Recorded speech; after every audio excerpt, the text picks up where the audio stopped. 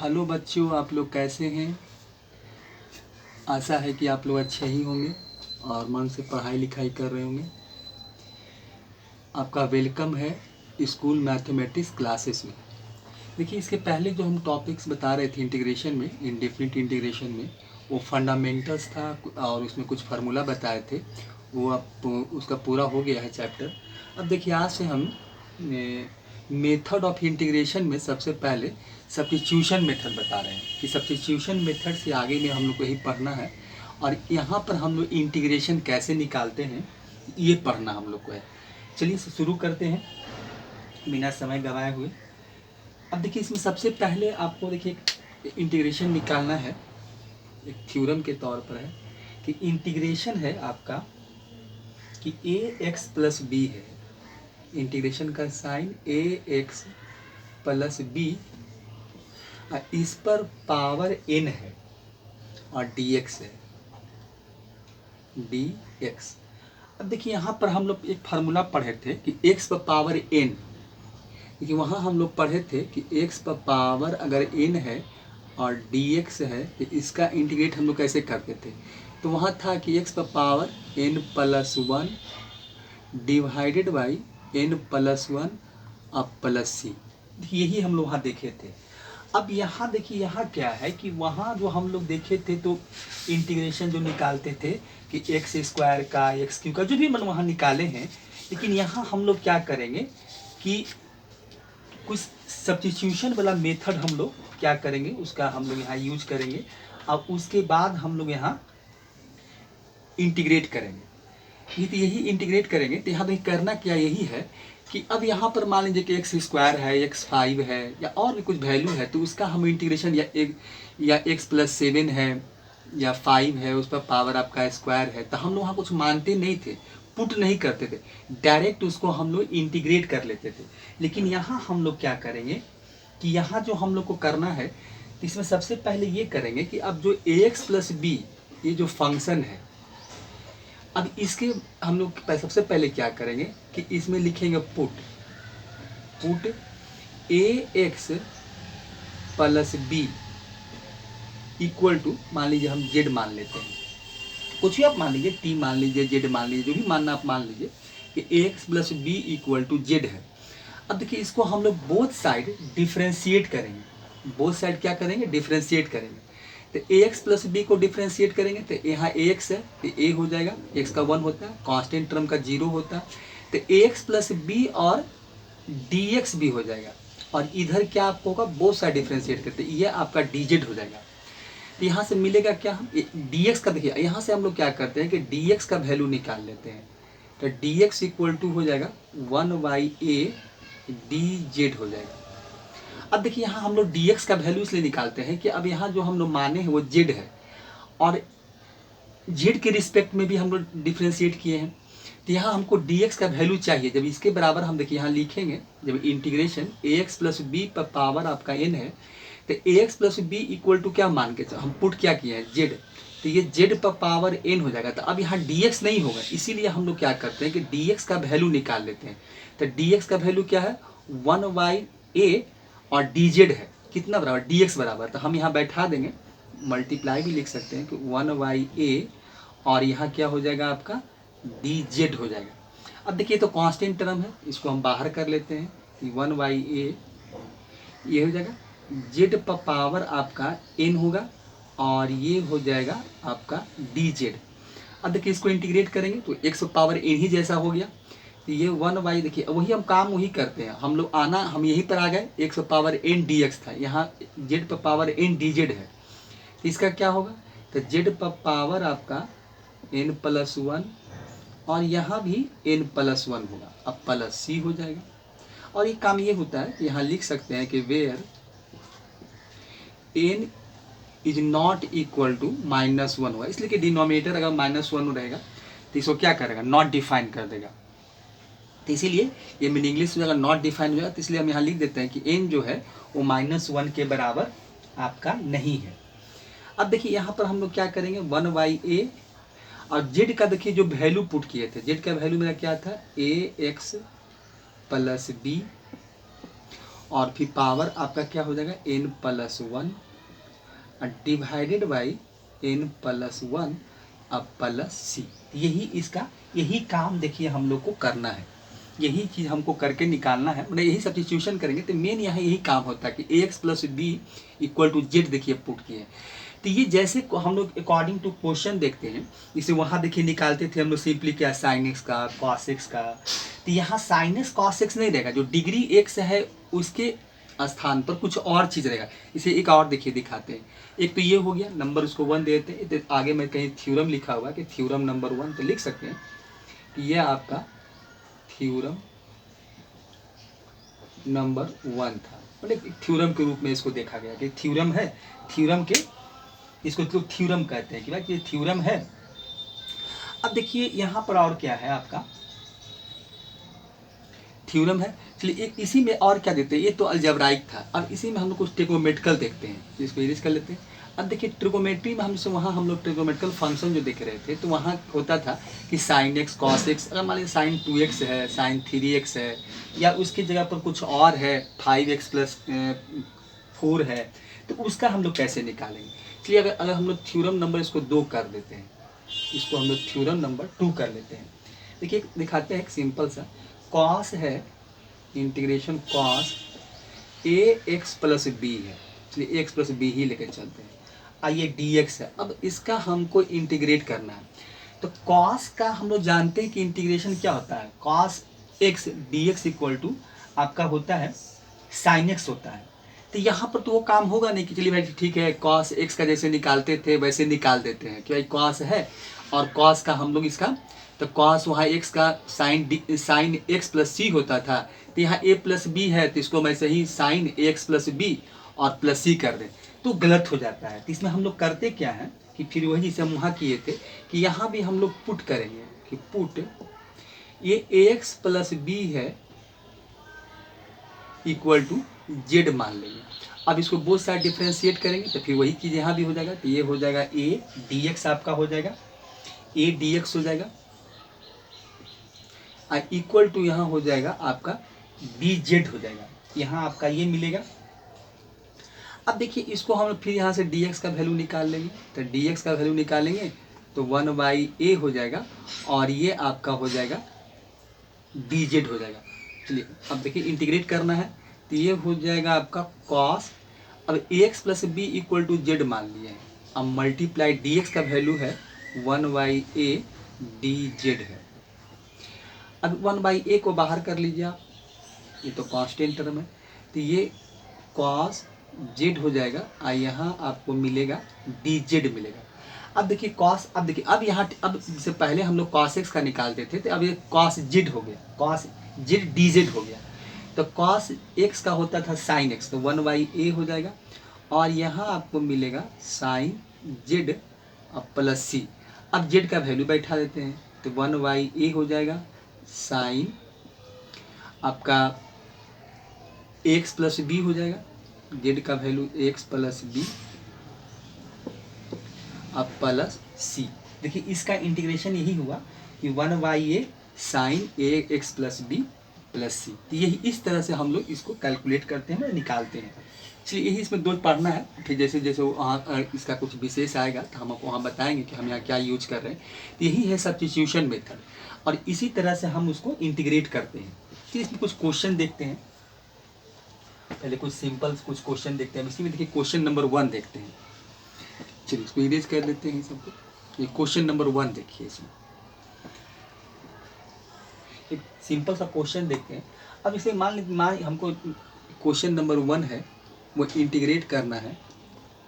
Integrate क्या करना है कि 2x + 9 है, 2x + 9 है, इस पर पावर आपका 5 है। अब हमको इसको इंटीग्रेट करना है, तो हम यहाँ वही करेंगे जो वहाँ ax + b था, तो अब ax + b की जगह पर 2x + 9 है, तो हम यहाँ पर सबसे पहले क्या करेंगे वही सब्स्टिट्यूशन वाला काम करेंगे, पुट करेंगे कि भाई 2x = 9 = z मान लेते हैं। तो यहाँ क्या हमको मिलेगा 2dx मिलेगा, कांस्टेंट टर्म का 0 हो जाएगा, तो 2dx हो जाएगा और इधर करेंगे बोथ साइड करते हैं तो ये dz हो जाएगा। dx = निकालेंगे क्योंकि ये एक्स के रिस्पेक्ट में तो डी एक्स हो गया, जेड के रिस्पेक्ट में किए तो डी जेड हो गया। अगर टी मानेंगे तो डी टी हो जाएगा, वाई मानेंगे तो डी वाई हो जाएगा। तो ये आपका क्या हो गया, डी एक्स इक्वल टू ये 1/2 डी जेड हो गया। देखिए यही हो गया।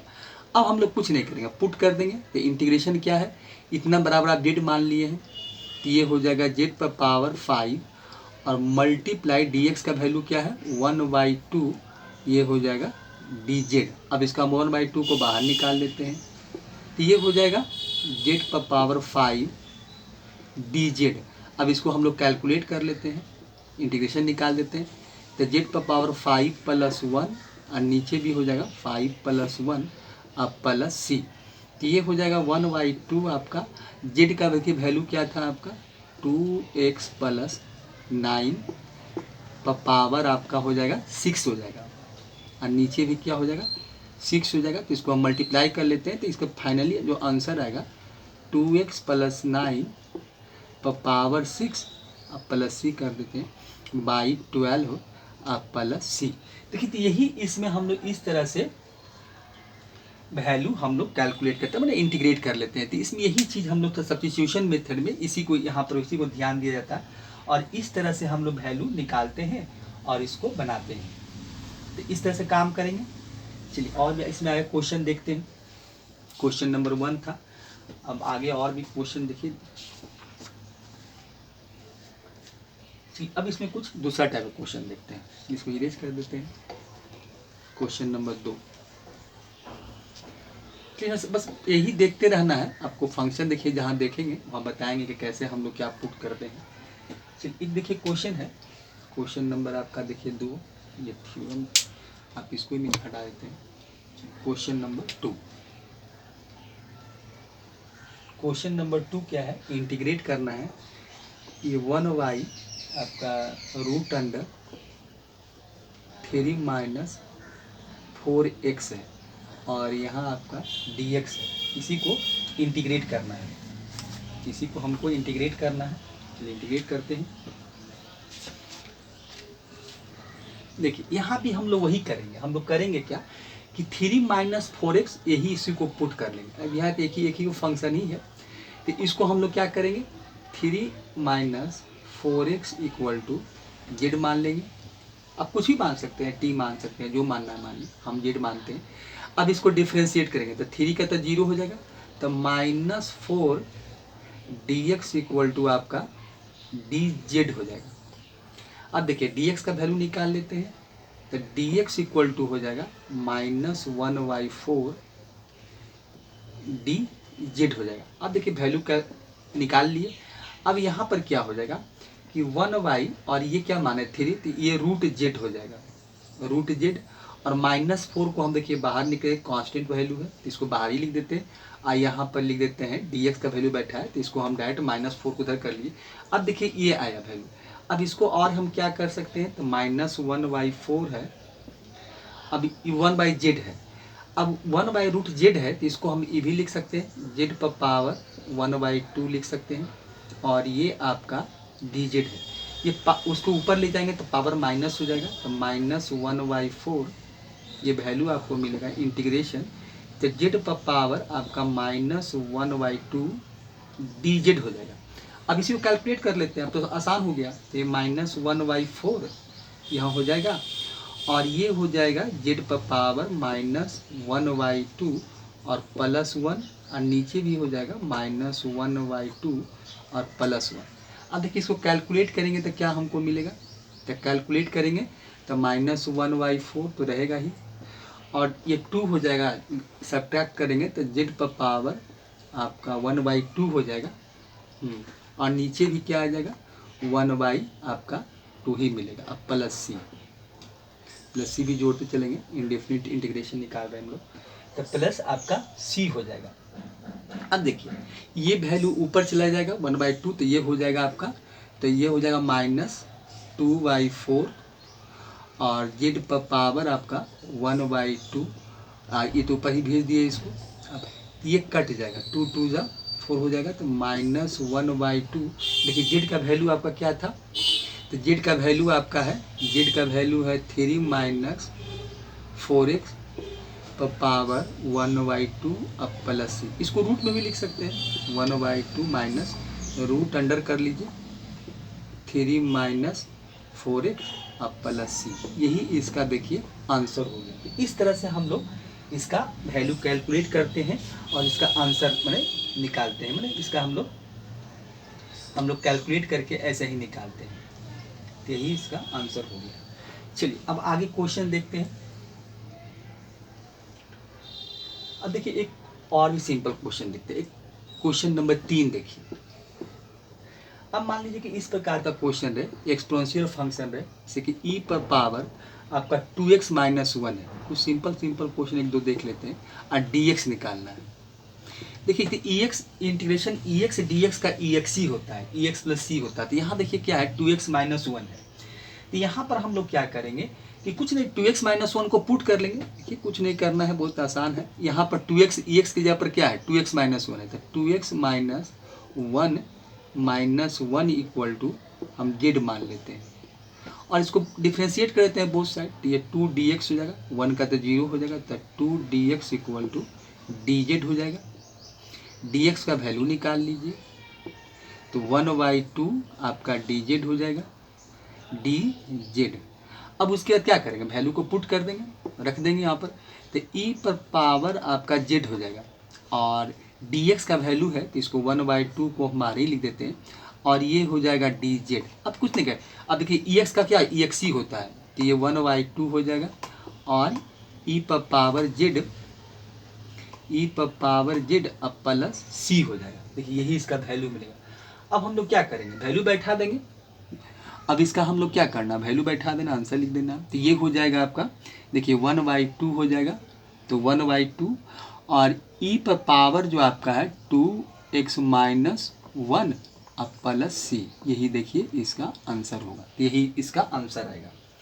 तो इस तरह से हमको इसको लिखना होता है। तो ये आपका क्वेश्चन नंबर 3 था, ये क्वेश्चन नंबर 3 था। अब देखिए कुछ, अब ये तो कुछ अलजेब्राइक फंक्शन या एक्सपोनेंशियल फंक्शन सिंपल। अब देखिए कुछ ट्रिगोमेट्रिकल फंक्शन देखते हैं। क्वेश्चन नंबर आपका 3 के बाद क्वेश्चन नंबर 4 हो जाएगा। अब देखिए कुछ ट्रिगोमेट्रिकल फंक्शन में आइए कि क्वेश्चन उस टाइप का देखते हैं, इसको हटा देते हैं। आप तो वीडियो रोक कर देख सकते हैं, देख लीजिएगा।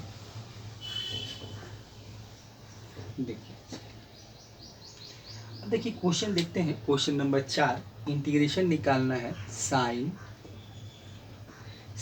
x है और रूट अंडर आपका 1 प्लस कॉस 2x है, कॉस 2x dx इसका निकालना।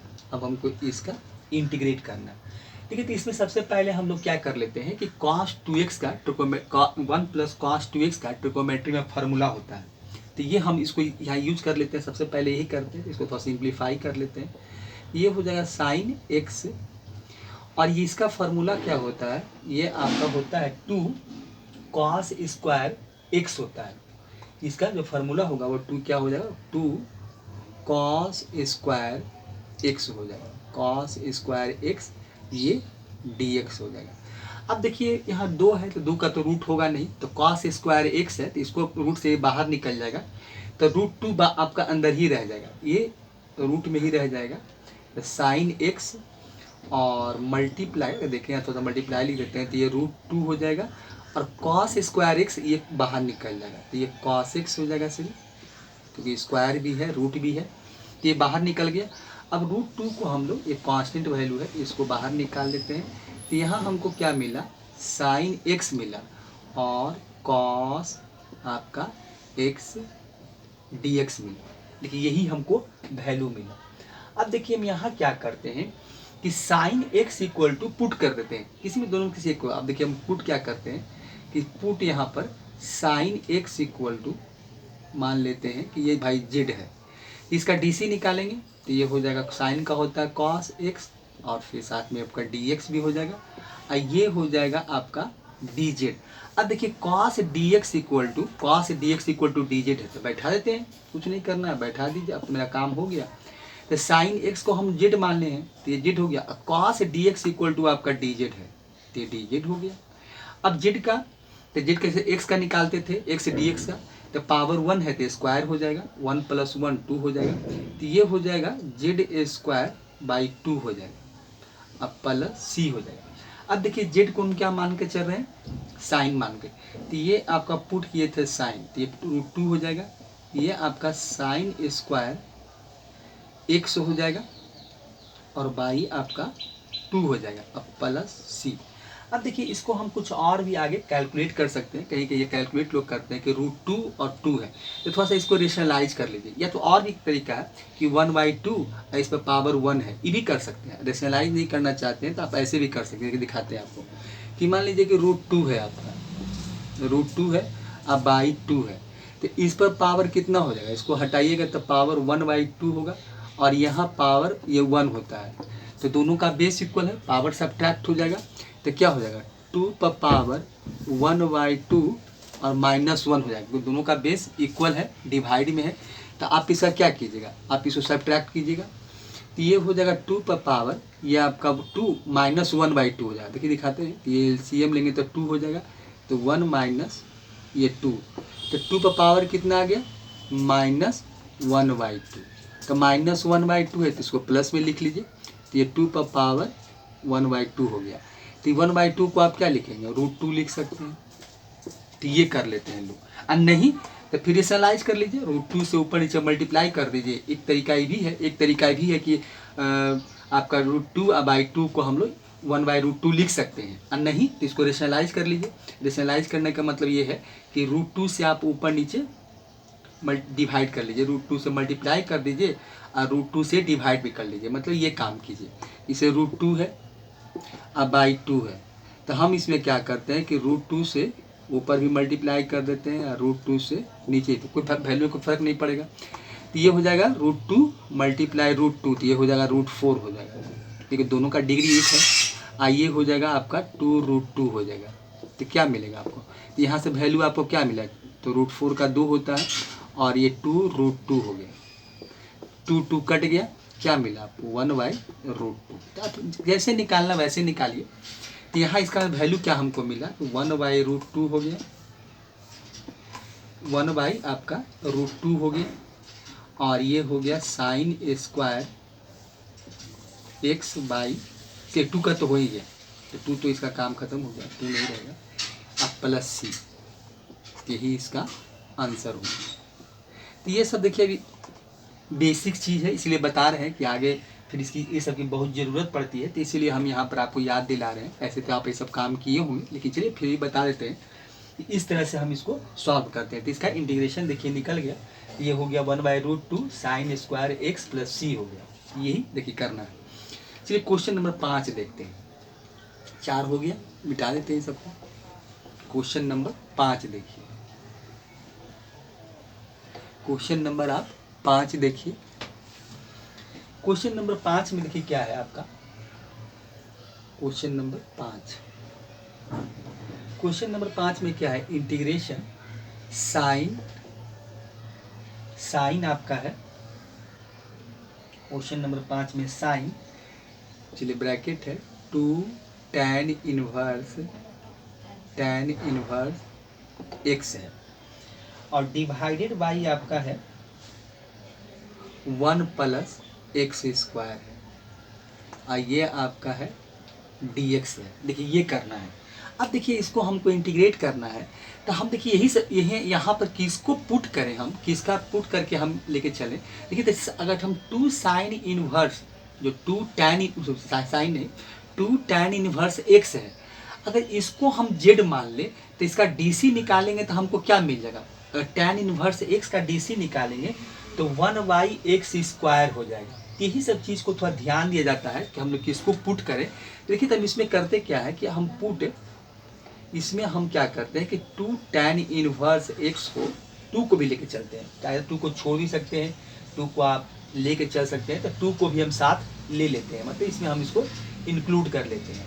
तो इसमें हमको मिलेगा क्या, देखिए क्या हो जाएगा, तो 2 tan इनवर्स, क्योंकि 2 को भी लेके चलेंगे तो कोई दिक्कत नहीं है, तो ये हम इसको मान लेते हैं कि z है, तो 2 है तो 2 तो रह जाएगा, और ये हो जाएगा tan इनवर्स x का, तो ये हो जाएगा 1/x² हो जाएगा, one by one plus X square हो जाएगा और dx हो जाएगा और इधर आपको मिल जाएगा dz मिल जाएगा, ये हो जाएगा।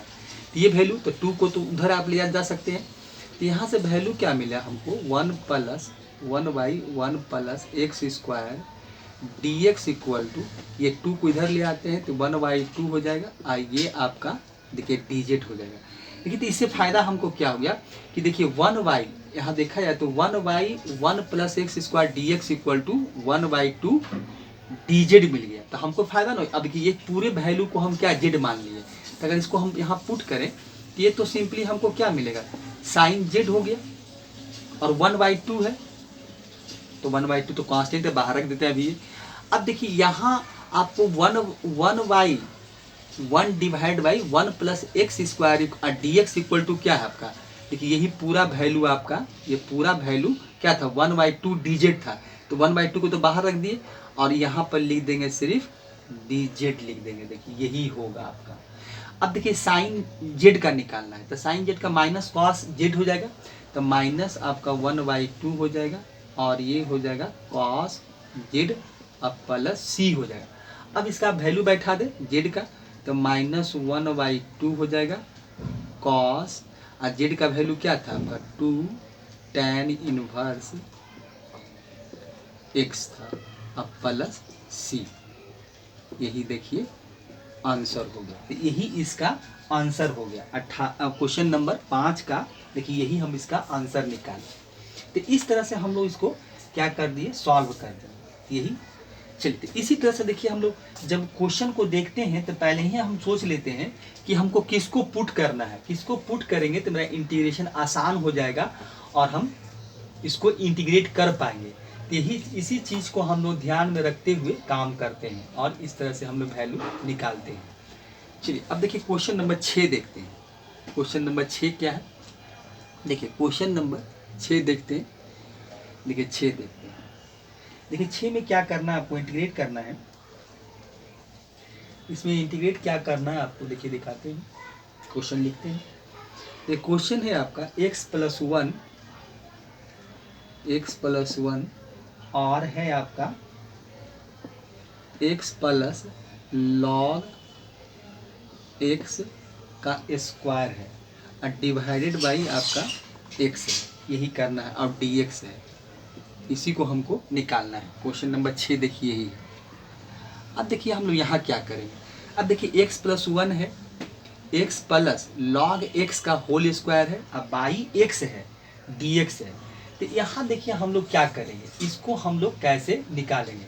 अब देखिए इसमें हम लोग क्या करते हैं कि x प्लस log x को हम लोग क्या करते हैं, पुट कर लेते हैं। तो हमको लगता है कि कुछ मेरा काम बन जाएगा।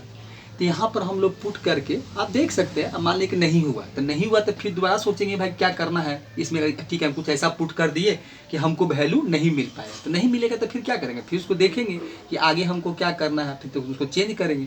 तो हम यहाँ क्या करते हैं कि x प्लस log x को पुट कर देते हैं कि x प्लस log x अब बराबर हम z मान लेते हैं। ठीक है।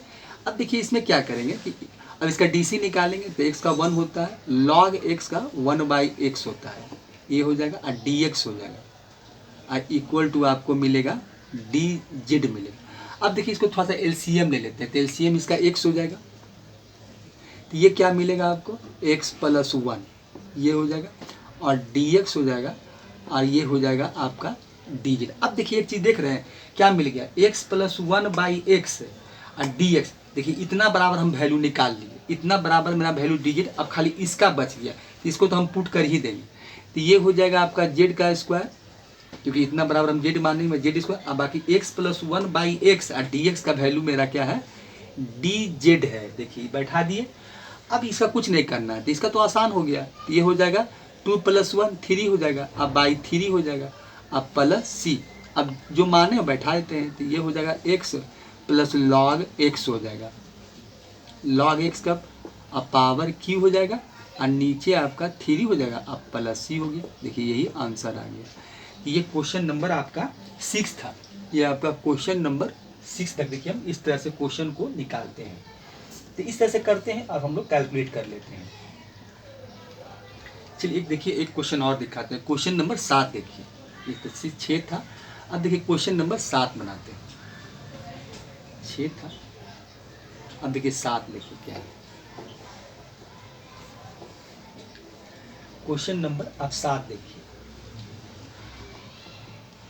क्वेश्चन नंबर 7 है कि dx है और ये आपका है ex है, अब प्लस e पर पावर माइनस एक्स है। देखिए इसका निकालना, कैसे निकालेंगे? तो कुछ नहीं करना, माइनस को प्लस में ले आते हैं, पहले यही काम करते हैं, अभी नहीं मानते हैं। तो ये हो जाएगा आपका, ये ex है, अब प्लस इसको हम प्लस में ले आते हैं, तो ये ex हो गया। अब देखिए इसको हम और क्या करते हैं कि थोड़ा सा इसको कैलकुलेट कर लेते हैं। तो अब ये dx है, ठीक है, डिवाइड बाई ये ex है। अब इसका अभी नहीं लिखते हैं, अब इसमें क्या करते हैं, सबसे पहले इसका एलसीएम ले लेते हैं। तो एलसीएम देखिए क्या, नीचे इसके नीचे 1 होगा, तो ये ex ही मिलेगा। तो अब ex को मल्टीप्लाई करेंगे ex से, यहाँ पर देखिए क्या मिला, ex मल्टीप्लाई ex, और ex को ex से डिवाइड करेंगे तो 1 हो जाएगा, तो 1 to 1 मल्टीप्लाई करेंगे तो 1 ही हो जाएगा, ये वैल्यू मिला। अब देखिए ये वैल्यू आपका ex ऊपर चला जाएगा, तो ये तो हो जाएगा ex dx, और यहाँ से देखिए क्या मिलेगा, ये ex मल्टीप्लाई ex, तो आप इसको लिख सकते हैं कि अगर लिखना चाहते हैं तो ex का स्क्वायर कर दीजिए, किसी चीज़ का रिपीटेशन होता है तो स्क्वायर हो जाता है, तो स्क्वायर कर दीजिए। अब प्लस देखिए 1 कर लीजिए।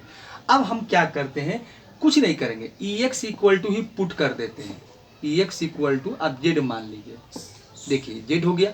अब इसका dc निकालेंगे both side, ex dx equal to आपका dz हो जाएगा, तो ये वैल्यू मिलेगा। अब देखिए वैल्यू बढ़े, अब ex dx equal to z हो गया, हम यहाँ मान ही लिए हैं, तो यहाँ पर देखिए क्या होगा आपका, तो ये हो जाएगा इंटीग्रेशन, तो ex dx इक्वल टू क्या है, dz है, तो ये dz हो गया। और यहाँ हम ex को z माने हैं, तो ये z स्क्वायर प्लस 1 हो गया। जैसे अब देखिए x स्क्वायर प्लस 1 का आप वहाँ फार्मूला में देखेंगे कि tan इनवर्स x होता है, तो यहाँ z स्क्वायर था, tan इनवर्स हो जाएगा, तो ये हो जाएगा tan इनवर्स z अब प्लस सी हो जाएगा। अब देखिए z का वैल्यू हम क्या माने, ex, तो ये हो गया आपका tan इनवर्स ex अब प्लस सी, यही देखिए इसका आंसर हो गया। तो इस तरह से इसका हम लोग आंसर निकाल लेते हैं।